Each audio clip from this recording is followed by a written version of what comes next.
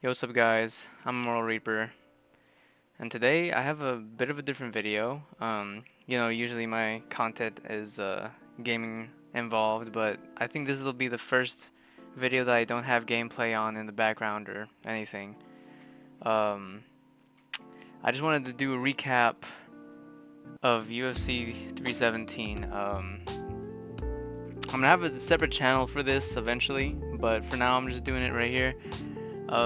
Yesterday was one of the hardest events I've ever had to watch. I was so anxious going up until the main event, and Charles Oliveira gets knocked out in the first round, just like Ilya said. This is one of the saddest moments, probably the saddest moment for me in UFC history. Saddest moment for me. Charles Oliveira, he's the person that got me into the sport. The only reason I watch UFC, the only reason I play the game and all that, like, only reason that I have, such, like, it's my hobby, like, and everything about UFC and MMA and, like, as a whole is because of this man, Charles Oliveira. He's the first fighter I ever watched, ever. He's the one that got me into the sport, and to see him get KO'd like that, I've never seen that before. He's been hurt in like so many fights. He's never gone out like that. Never. Not against Justin. Not against. Not even close. He's gotten like knocked down. He was out cold against Aporia. Out cold. Horrible. He was limp. So that was a really tough moment. Ilya's the GOAT. Ilya's gonna be the GOAT, okay? I believe Ilya is gonna surpass Islam Makhachev in the fences. I think he's gonna be one of the greatest fighters of all time, if not the greatest fighter of all time, depending on how much longer he fights. He's only 28, and he is a champion. He's been a champion in 2 different weight divisions. He's knocked out Max Holloway, Alexander Volkanovski, Charles Oliveira. 3 legends already. And then, you talk about his other like wins. His knockout against Jai Herbert. His submission against Bryce Mitchell. I mean, I know, Bryce Mitchell isn't like the best fighter out there, but he dominated Bryce Mitchell completely, rocked him so many times, and then submitted him. And then his fight with Emmett. I mean, you could say that, oh, he didn't finish Emmett. He got a 10-7 against Emmett, one of the only 10-7s in UFC history. This guy is gonna go down as one of the greatest of all time. I already know. Just like the fact that he did this to Oliveira. I mean, I know Oliveira's a little older. He has mileage. He's 35 now. He's been in so many wars. But, I mean, I've never seen him like this. So, yeah, it was hard to watch. To get to the rest of the card, Alexandre Pantoja versus Kai Kara-France. Pantoja, as always, just dominates. He's really just he's really good. He just dominated Kai Kara-France completely. Kai Kara-France, he didn't even have a chance. He got outstruck, he got out grappled, and then submitted in the 3rd round. It's about as much as I expected. And really, we have to start talking about Alexandre Pantoja becoming, of a higher rank than Mighty Mouse all time. And I know a lot of people would be like, no, that's you can't say that. Mighty Mouse has 11 defenses, whatever.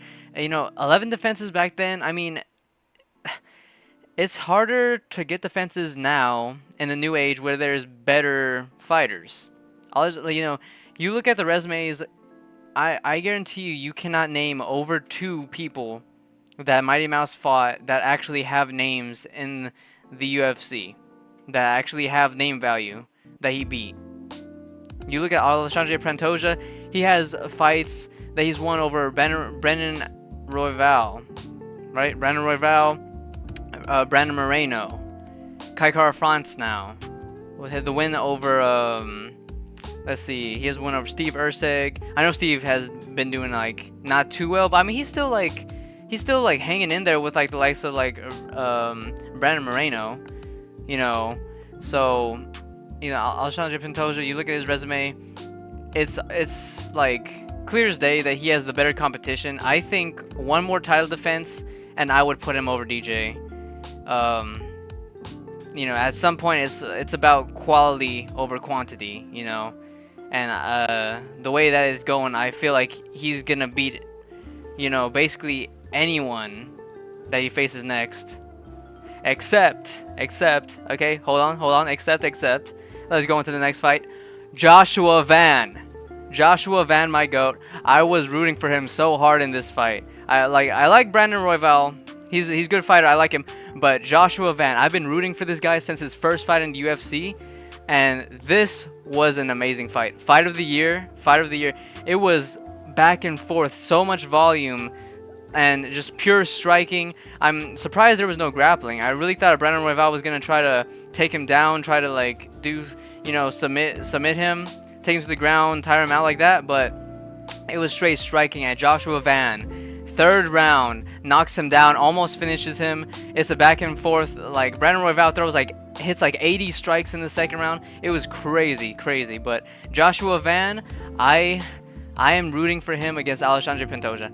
Like, I know Pantoja's great, but like Joshua Van, his hands so crisp, and then his takedown defense is great. I think he probably stands the best chance against Alexandre Pantoja inside of this division, other than Manel Kape, and I don't like Manel Kape. So I'm going for Joshua Van. I mean, with this performance by Joshua Van, only 3 weeks after he already defeated, Silva by TKO. Yeah, that, like, I am rooting for this guy so hard. So I hope he wins that. That fight I know is gonna be good. The Beneil versus Moicano fight, I'm not gonna lie, it was a little boring. I was not entertained. I think this was the weakest fight on the card, and to be honest, I don't know. This is like a prelim fight, to be honest. Like this, it was not that good. I was going for Moicano. I thought Moicano was gonna get it, but I underestimated Beneil Dariush. He came back after the first round knockdown. And Moicano was just out of gas. He gassed so hard during the second round, and in the third round, you know, at the end he shot a takedown. When he knows he needs a finish, he shot a takedown. To me, that's either like super low IQ, or he just gave up, and you know, he knew he was losing the fight, so he just gave up and wanted to stay safe and maybe like not get finished or something. But it's not like Beneil was close to finishing him. But yeah, that fight was a little meh. But Beneil, good for Beneil getting the win. You know, after his losses to Oliveira and Arman, you know, bad KOs. So good to him. Unfortunately, Manny Moicano did in fact lose. He couldn't afford to lose, but he still lost anyways. And next, Peyton Talbot versus Felipe Lima. This was a good fight. I like this. Peyton Talbot, great. He's much better now on the ground. Much better with the grappling. We've seen this gigantic improvement in his grappling. And then, you know, Felipe Lima during the corner talk, you know, he was saying that like he felt Peyton's power, even though Peyton wasn't really hitting him like too crazy with like a lot of stuff. A lot of stuff that he was hitting Felipe with wasn't that crazy. It was like just regular shots, nothing too big, and he was saying that he felt the power. So that just speaks to, like, you know, again, how powerful of a striker Peyton Talbot is. Because I mean, Felipe, he was getting some good shots off. But apparently he was the one feeling the power. So that was a good fight. Peyton Talbot won by having better grappling, which was actually kind of crazy. I did not expect him to make such a vast improvement since his last fight against Barcelos. So good for Peyton Talbot. I was rooting for him, and I hope to see him continue grow as he continues his career in the UFC. we'll go to the prelim cards. I thought Jack Hermanson was gonna get this. If y'all know Jack Hermanson, you know he's my biggest op. If you've seen my UFC gameplay, the first person to beat me in the career mode. But yeah, I expected him to win. I mean, you know, with how good he did against Pfeiffer, but Gregory Rodriguez just hits him with a crazy shot, knocks him out, and then he walks over to him. This is so dirty. He walks over to him, hammer fist, like horrible hammer fist on this unconscious Jack Hermanson. That was horrible. And a lot of people are like giving Herb Dean slack for it. Herb Dean literally sprinted. Like literally, you look at the footage, Herb Dean sprinted to try to catch up to Gregory Rodriguez to stop him. And then people are still blaming this guy as if it's his fault that Gregory Rodriguez walked over, clearly saw this man unconscious, and then delivered another blow as if he wasn't already knocked out. Like, come on, guys. There at some point, like, I know there's like the whole like adrenaline rush talk, and you know, this dude obviously saw Jack Hermanson like lying there like dead as a doornail, and then he just like did another hammer fist. So that was not Herb Dean's fault. That was not Herb Dean's fault. So good for Gregory Rodriguez. I feel bad for Jack Hermanson with that knockout, but we'll go to the next fight, which was the Haider Emil fight. Now this one, I literally didn't even get to see this. I went to the bathroom for 1 second, came back, this dude was knocked out. Like, I came back, I had to see what happened on the replay. Good for Jose. I expected him to win. I was going for him to win against Haider Emil. That was a nice knee that he landed, so congrats to him. The Tracy Cortez fight, it wasn't too bad. It wasn't too bad. Like, Tracy Cortez, she completely dominated Araujo, just like completely.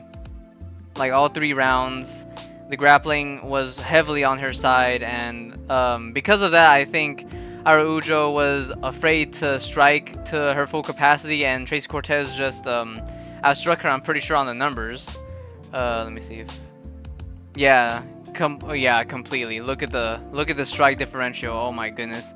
Yeah, so she completely defeated her, and then she was complaining about like oil in the glove or something like that, something stupid. You know, you were losing the fight. Let's not create this narrative like, oh, she was cheating. Like, no, you were just not as good as her.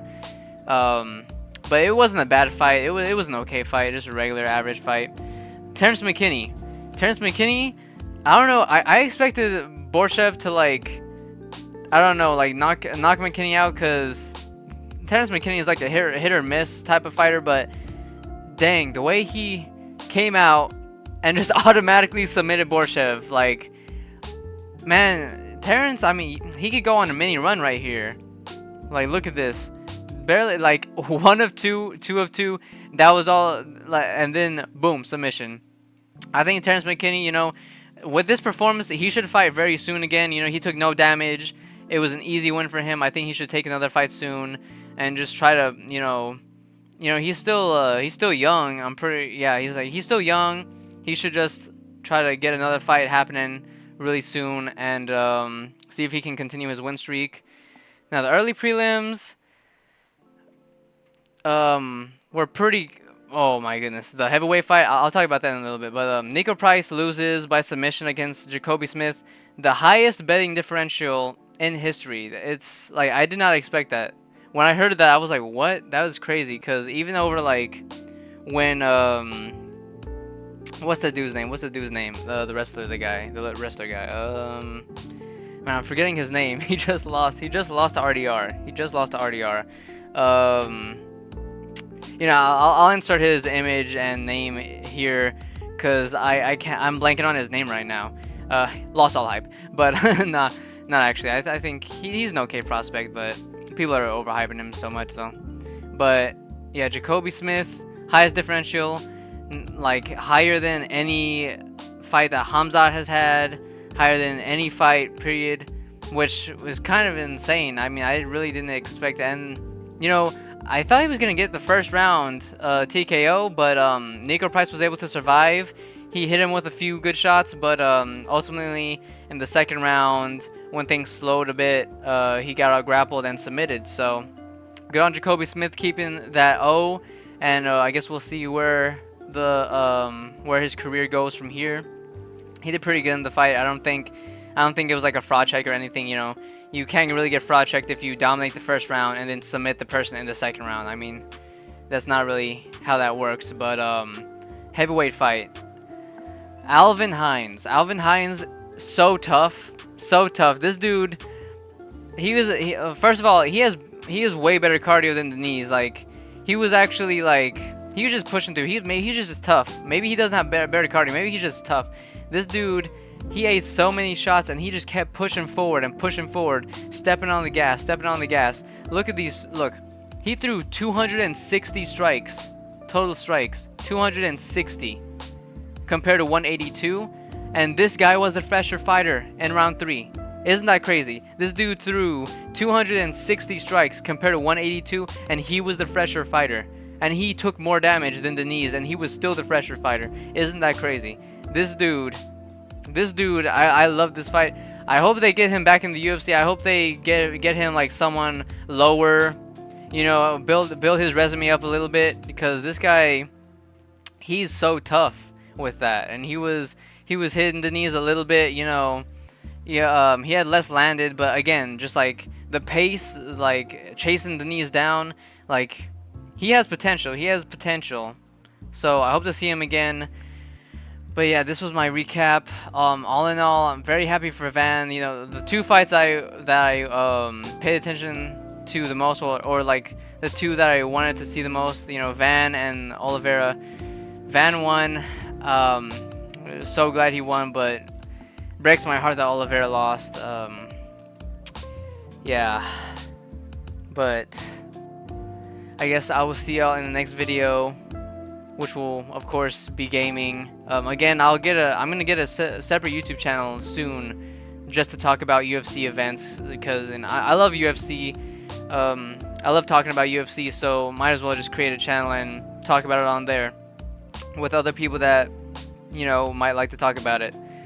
Because I don't know too many people in real life that have the same type of love for UFC as I do. So I'm gonna create that soon. But yeah, this just broke my heart. This just broke my heart. My second favorite fighter right now, and for the longest time my favorite fighter, and just the guy that got me into the sport of MMA, and I just see him go out cold. But man, I can't help but root for Ilya coming forward though. Like, I couldn't root for him against Oliveira because Oliveira was my favorite, but now that that fight's done with, I'm going with Ilya against whoever he fights. Against Paddy, I mean, the Paddy fight, he's gonna knock out Paddy. Let's be honest. I don't care if like Scotias don't get knocked out. No, you're getting knocked out, bro. Okay, I don't care. This dude gets rocked in like almost every fight that he's had. The only fight he didn't get rocked in was against Chandler. He did get taken down though.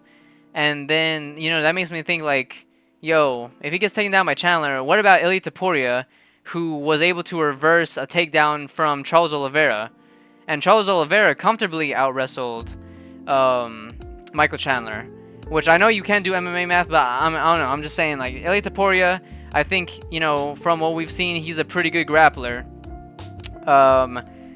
And his strikes are just so lethal. If Paddy Pimblett's getting rocked by like Jared Gordon and all like these other no-name fighters before Jared Gordon, imagine what Ilya is gonna do when he connects with his chin flush. After seeing what happened to Charles Oliveira, who's known for taking damage and coming back, Charles Oliveira couldn't come back against Max, who had the greatest chin in featherweight history, KO'd stiff. I don't think Paddy's gonna survive. And then after that, I want to see him fight Arman. I think that'll be a great fight. I know the UFC doesn't like Arman right now. Like, come on. Let's not give Justin Gaethje another title shot. The dude's like 2-0 from title shots. He just got knocked out by Max Holloway, and then he wins against Fiziev, who's coming back after like a few years layoff. And I think it was on like a short notice comeback too. And it's someone who Justin Gaethje already beat, and it was still 29-28. Like, this dude came back a few years later on short notice. I think it was short notice, at least. and it was a 29-28, and he previously got knocked out in his last fight. I don't think he deserves a title shot. I don't think he should get a title shot anytime soon, unless like Ilya beats Arman and Patty, and then maybe you can talk about giving him a title shot. But other than that, no. But crazy fights, good card. I like the card, and yeah. See y'all in the next one. Peace.